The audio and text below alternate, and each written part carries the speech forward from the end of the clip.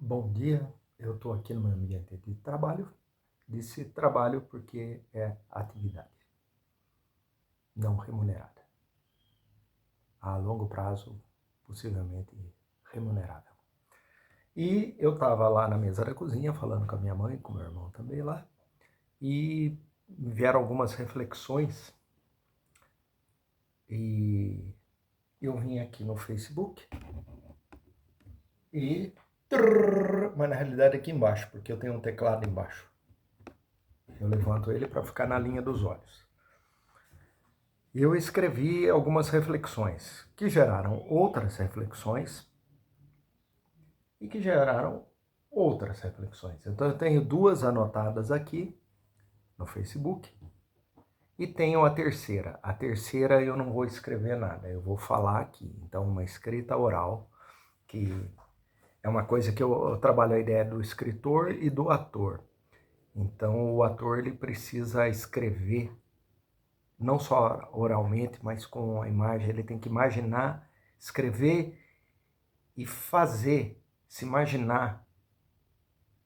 Então é muito parecido com o contador de história que faz cada personagem, ele imita, essa coisa do ator.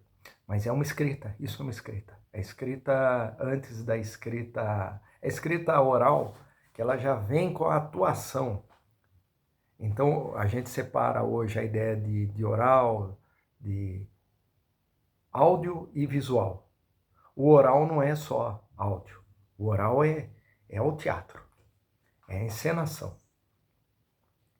E é muito mais do que o teatro, porque o teatro que a gente conhece hoje é o palco italiano, essa maneira de representar tradicional, né? Que a plateia fica na frente, uma quarta parede. Mas imagina na pré-história como seria o teatro pré-histórico, xamânico, que é circular, tem distâncias diferentes, a realidade, agora que eu vou entrar onde eu quero entrar. A realidade e a fantasia se misturam. Então, o teatro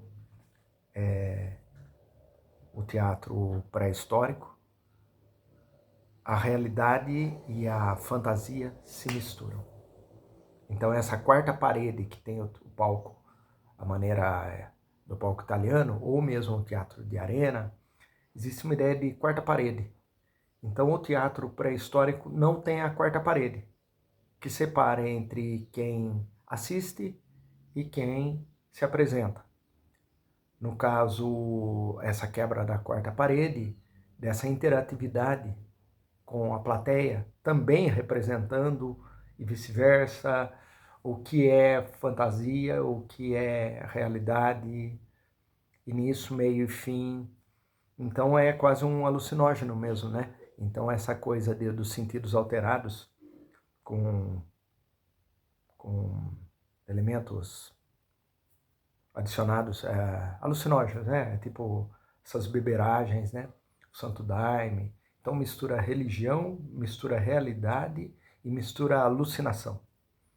Então eu escrevi sobre duas coisas. Eu escrevi primeiro sobre acumulador compulsivo. Então eu escrevi aqui. Ele vem em busca de readequadores. Então eu criei essa palavra, readequadores. Então fulano chegou em tal lugar que é um lixo, onde as pessoas vivem de uma maneira assim bárbara, e ele sabe que existe ali geradores de energia boa ou racional. Nesses meios de entropia, onde o acumulador compulsivo mecânico, por hábito, por vício, ele repete essa coisa de acumular. Então, ali existem participantes. É uma ideia assim da natureza de equilíbrio, bem e mal, onde você tem o mal, em alguns lugares vão levantar o bem. E eles vão dialogar, pode estar do outro lado do mundo. E esse é o milagre. Para isso acontecer, precisa ter readequadores distribuídos como uma energia eletrônica, sabe? Como se fosse um condutor. Condutores, e é um tecido. Então você tem a malha humana, da humanidade, distribuído historicamente no tempo, de equilíbrio, desequilíbrio, buscando o equilíbrio, readequadores. Então, onde tem a irracionalidade, a maldade, todas essas coisas surgem e pode ter um grande readequador, né? Então, ele vem em busca de readequadores. Então, tem um readequador no meio de um lugar desproporcional, pode surgir um readequador poderosíssimo. Então, vamos dizer que existem pequenos readequadores que, colocado com os seus condutores passando a informação, vai chegar até o outro lado. E lá vai acontecer um milagre, né? Eles tinham um vídeo que chamava Cadeia do Bem, do bem, que um bem faz um bem para uma pessoa, para o outro, em série, uma reação em cadeia de coisas boas, e vai ajudar uma pessoa lá no final. Um ajuda o outro bem, assim como a maldade também, né? Então, a partir dessa ideia, primeiro eu escrevi, ele vem em busca de readequadores. No meio de zonas de conflito se encontra muito lixo, certo? Sim, e ele encontrou um conversor mais potente que até então estava escondido ali no meio do lixo. Você diz sobre tecnologia atual, algo assim? Não digo nada sobre isso. Sobre lixo e seus acumuladores. E que no meio do entulho acumulado aparecem sempre almas boas tentando compensar, readequar, criar utilidade no meio de tanta entropia. Esses são os readequadores em que eu estava falando e que eu procuro tanto.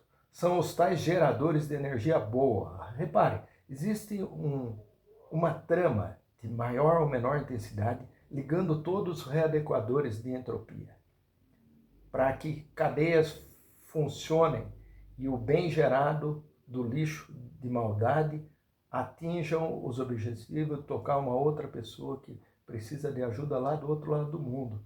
Isso chamam de milagre. Como nasce um milagre, por isso ele veio procurar readequadores e se responsabilizar pelo conserto das junções entre os readequadores, para que esse bem flua e surjam milagres em todo lugar, o tempo todo. Você pode entender isso. Repare-se, sempre nas famílias de acumuladores compulsivos, notará sempre pessoas invisíveis readequando lentamente para que nasça novamente, do meio de tanta falta de sentido, nasça o sentido, a luz do sentido. Eis que um readequador nasceu no meio de tanta confusão e é este a quem procuram. Esse foi o primeiro texto.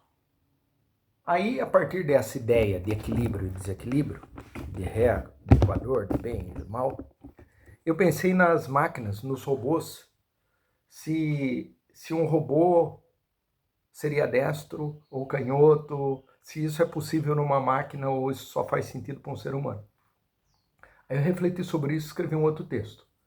As máquinas, digo, os robôs, não são destras ou canhotos, pois isso é coisa de seres orgânicos. Espera, talvez... Não. O agir como destro ou canhoto é um efeito resultado para compensar a simetria, já que a simetria propõe repetição por todo o organismo, de uma repetição da capacidade da ferramenta. Então, o organismo, para realizar uma atividade, readequa a função das partes, metade segura a tigela, a outra metade bate o suspiro. Ambas são iguais, mas cada uma dá conta de uma função diferente. Isso é ser destro ou canhoto, diante de uma função específica. Mas ele pode espelhar a habilidade e fazer exatamente a mesma coisa com a outra mão, se tornando canhoto ao ato anterior, certo? Sim, mas isso seria feito mediante uma necessidade, pois exige uma operação a mais, o ato de se espelhar o conhecimento anterior adquirido. E se não houver a necessidade, então mantemos a maneira já conhecida, chamada de destro. Me entende? Posso afirmar que robôs também são destros ou canhotos, igual aos seres orgânicos, pelos mesmos motivos. para economizar operações cognitivas, por puro hábito. Então é isso. Eu refleti sobre robô ser destro ou canhoto. E o que é ser destro ou ser canhoto. Aí entra, essas são as duas coisas. A terceira coisa é assim, realidade e ficção. Então, na história do Homem de Água lá, eu quero escrever uma cena sobre a empresa de tecnologia. Então, o que une os roteiros do Homem de Água, dos curta-metragens, é uma coisa. Todos vão, no meio do naturalismo da vida de cada um, do realismo, eles vão alucinar e ter uma fantasia, e isso vai ficar intrincado, vai ficar amalgamado, a fusão, onde a realidade e ficção vão se misturar, depois volta à realidade. Todos vão ver isso. É um chip que é implantado, e todos os personagens. Então o psicólogo tem uma viagem maluca, o sujeito da empresa de tecnologia, lá do RH, que contratou o psicólogo, também tem. E é essa que eu estou imaginando escrever agora. É o seguinte, imagine que os robôs atuais, mecanicamente, ainda são ridículos, são caçoáveis. Eles tentam imitar o ser humano e é ridículo, de borracha, fica falando assim, a mão. Você vai para a sua casa, depois encontrará um lápis, uma borracha, e você fará a lição de casa. A sua mãe não quer que você veja. É assim, o robô. É ridículo. Então, a mecânica evoluiu pouco. Então, a eletrônica, a gente tem em 3D lá, imitações de seres humanos, em 3D, virtual, eletrônica, a mente, né? Feito muito parecido com o real. E a mecânica, analógico mesmo, assim, o boneco com borracha, com as engrenagens, é ridículo, ridículo. Mesmo os robozinhos que não estão imitando os seres humanos, o andar dele parece um brinquedo, né? Hoje, em 2025. É ridículo. Mas no virtual, na imagem, feito em 3D, essa imitação do ser humano já é muito parecido com o ser humano. Então é capaz de pegar lá um vídeo e fazer a pessoa falar o que ela não falou. E convencer as pessoas. De tanta veracidade, credibilidade que esse resultado robótico atingiu. Então, robôs digitais, eletrônicos, atuais, estão muito próximos de se passar por ser humano, hoje. Agora, mecânicos, não, é ridículo. E eu acho que vai demorar muito, se é que vai, essa questão de mecânico e orgânico, né? Então, o eletrônico, nós estamos chegando nisso. Ainda não dá para fazer filmes ainda substituindo atores que já morreram e a gente achar que é o ator com a mesma qualidade e tudo. Ainda não, mas está muito próximo de chegar nisso. Então é nesse ponto que a empresa de tecnologia do Homem de Água, onde esse personagem que trabalha na empresa, contratou o psicólogo, esse personagem também teve uma viagem. A viagem é o seguinte, vamos dizer que mecanicamente, isso aqui é mecanicamente, né? Agora, mentalmente, eu tenho uma imagem mental, seja o eletrônico. Então, vamos dizer que a alucinação, né, que eu estava no começo falando sobre os xamãs, sobre o teatro, o que gera dentro da cabeça das pessoas. Então, eu faço um ato mágico, eu conto uma história, essa história entra na cabeça da pessoa, a pessoa imagina e sente. Então, a emoção e essa tela mental eletrônica na cabeça. Se a gente sabe que a tela mental ela é muito mais potente do que a física, no caso dos robôs, né? Vamos dizer, o resultado é muito mais potente. Vamos dizer que o ser humano, por exemplo, ele sonha. Quando a gente está sonhando e a gente acorda, tem aquele momento que está acordando que fala assim, será que isso é verdade ou é um sonho? E de repente a gente acha que é verdade. Daí a gente vai acordando e vai falando, não, mas isso é absurdo, aconteceu isso é impossível. Aí a gente vê que era uma ilusão.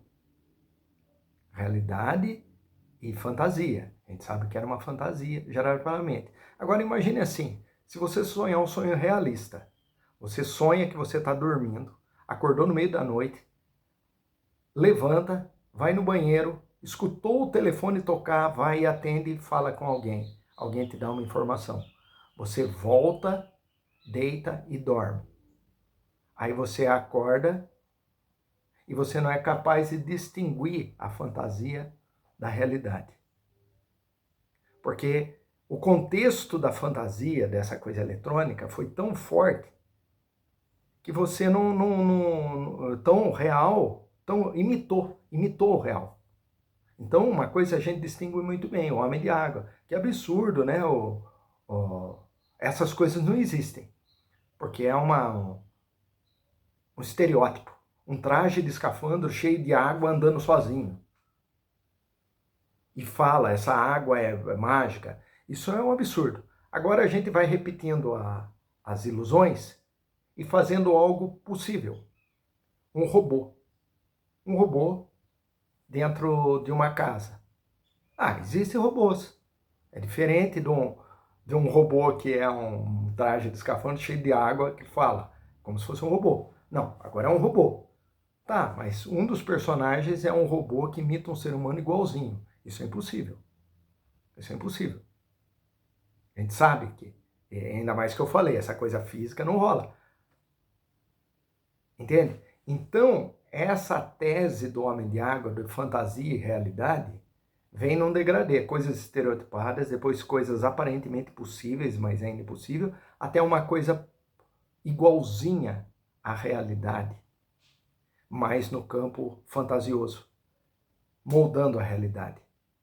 E daí a gente tem a loucura mesmo, porque você não sabe o que é real e o que é fantasia.